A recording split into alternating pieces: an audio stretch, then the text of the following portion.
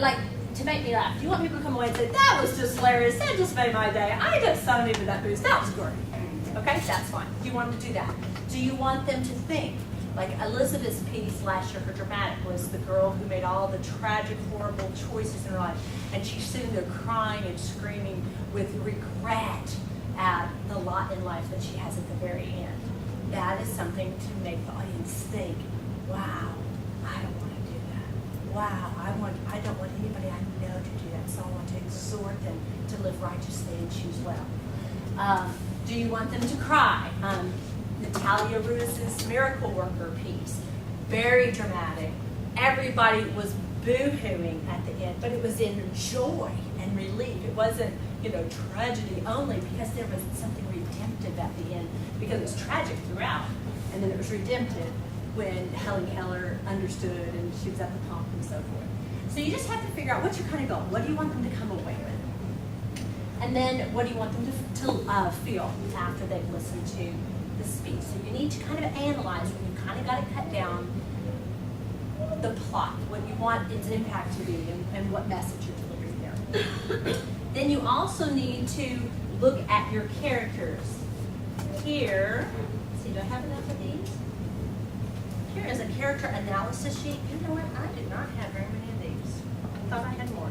Everybody take, let's do one per family and see how that works, and if we still need more, I'll send them out. But these are just more questions. It's kind of redundant with this, so it's okay. But these are questions that you can ask yourself about your characters. Like I said, you could have just one character, but an interp is certainly more interesting with a few characters. Some people will say, well, how many characters is too much? Well, it just depends on your ability. A good rule of thumb, maybe 5 or 6, but I also don't want to hem you in, because you might have 5 or 6 strong characters and then some incidental characters that kind of jump in real quick, and they don't really impact the story that much, but they kind of fill in a few holes for fun. Like Brady and Elizabeth's Cheaper by the Dozen. They had the father, they had the mother, they represented all kinds of different kids, but they weren't kids that had real staying power. Now, there was a girl that was trying to keep everybody behaving in the back seat, so she figured in a little bit more prominently. There was an old woman, all right. I think that's it that I can think of. So they had 4 really strong characters and a whole lot of miscellaneous characters, people, popping in and saying something here and there. But just to give you an idea of how many kids were in the car, and that's the only reason why they did that. Because if they just had 2 kids squawking in the car, and you have a car full of 12 kids, you haven't really interpreted that as effectively as you could. Okay. So what you'll do is you will decide on how many characters and who the big players are, and then you'll want to ask yourself some of these questions. And these kind of go along with the handout, but there's a few extras on the handout. What's that character's name? How old is that character? How does that character stand, or what are their physical or nonverbal gestures that they make? Let's say in the book The Hiding Place, I like to use that example a lot. How many people have read that book about Corrie ten Boom and her family hiding Jews? Okay. Her father is a major character in there, so let's talk about him. What characteristic of him? How would you describe him? Intelligent. He is. Friends with the Jews. He's friends with the Jews. He's incredibly godly, very kind. He seems like he'd be probably patient. Seems like he's in a hurry. Methodical. No, very methodical. He's older. He's a watchmaker. Okay. He's been in the Word a long, long time. So his character is one that exudes peace. Just wherever he goes, he's peaceful, and he brings that to people. Okay, so how that could manifest itself in how you portray him is, well, first, just how does he stand? Well, he's a little old. He's got to be 80, because remember they had his 80th birthday party.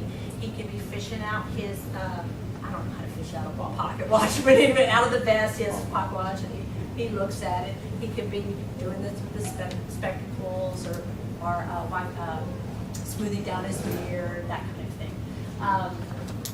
Same thing with his feelings, he's very peaceful. Now contrast that with Corey, who is the daughter. How would she stand? Or how would she look? Or how would she communicate her particular mannerisms to other people? she always had her dress and hem ripped, or she's a busy woman who doesn't have time to look good. She's just busy. So she could be very busy. She could be very, frank, straightforward. Not that she's impatient, but she's younger, and so she's still learning her lessons. You can have her always tying on an apron, but I think of Betsy, her sister's the one who does that, who is, drawing something, and Corey is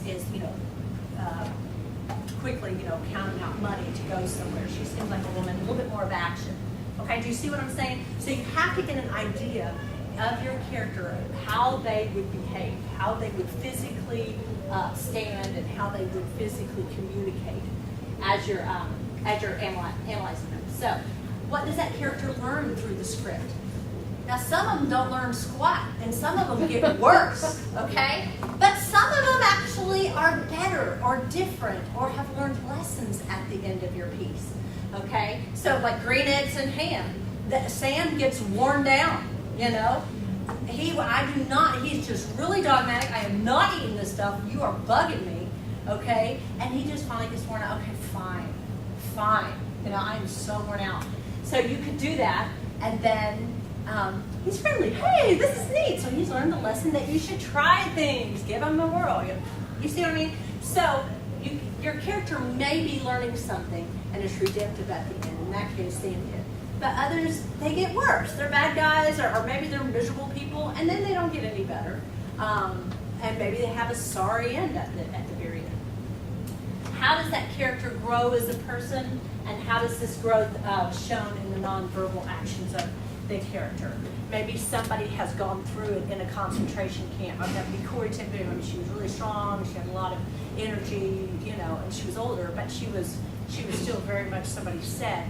And the Lord broke her, in prison, in a good way, a good brokenness.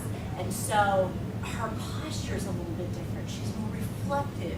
She has a broader vision than she did before. So her expressions will be a little bit different towards the end. Do you see what I mean?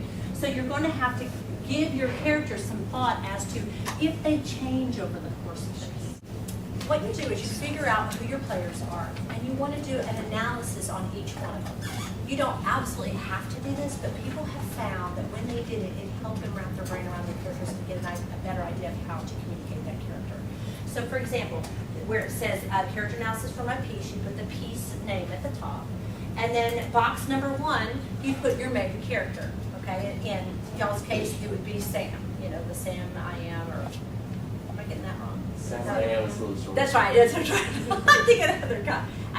Sam, and then what's the other guy? They don't have a name. Okay, so Unnamed. yeah, the grumpy guy. Okay, the grumpy guy. Okay, so what is his history? You may not know any history. He's just a guy hanging out there, but it seems like Just reading newspaper. he likes to be left alone. Read my newspaper, mind my own business, a little set in my ways. Okay, that's maybe a little bit of history with him.